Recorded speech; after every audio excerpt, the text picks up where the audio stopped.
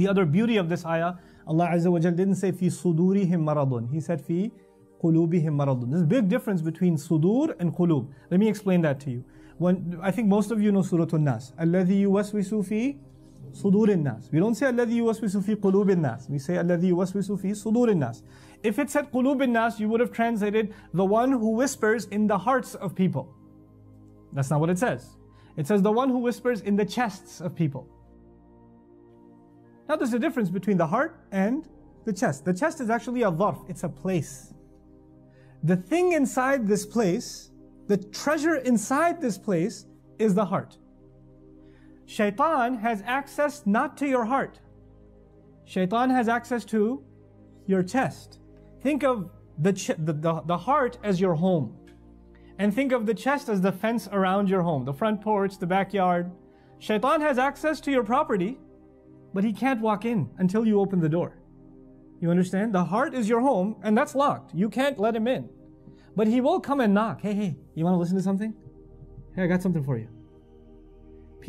Our job is to sense when Shaitan is knocking on our hearts.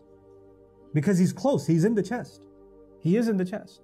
And he will whisper in the chest. And when someone's knocking on the outside, can it be heard inside? Can it be? Yeah. And the thing is, sometimes when people knock, you can shoo them away, and sometimes people knock and what happens?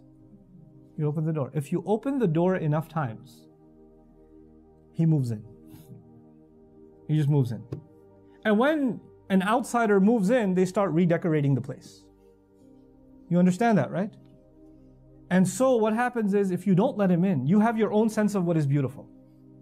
You have your own sense of what is good and what is not, which colors are nice, what furniture is nice.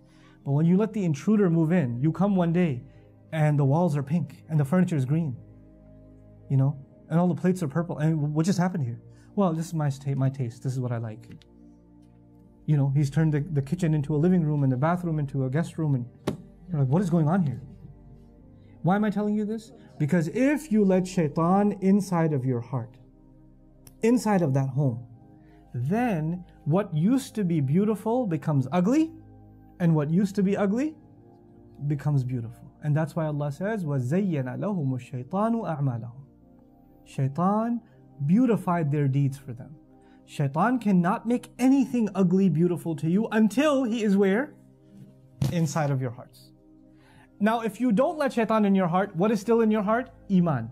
وَلَكِنَّ اللَّهَ حَبَّبَهُ إِلَيْكُمُ الْإِيمَانِ وَزَيَّنَهُ فِي قُلُوبِكُم. He beautified Iman in your hearts. You understand this imagery?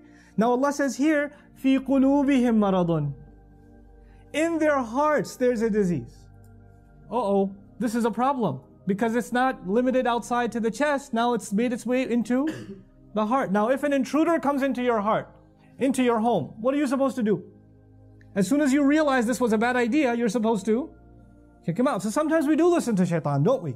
Sometimes we do open the door. And the moment your realization hits you, what should you do? أَعُوذُ بِاللَّهِ مِنَ الشَّيْطَانِ الرَّجِيمِ. You seek refuge, you kick him out.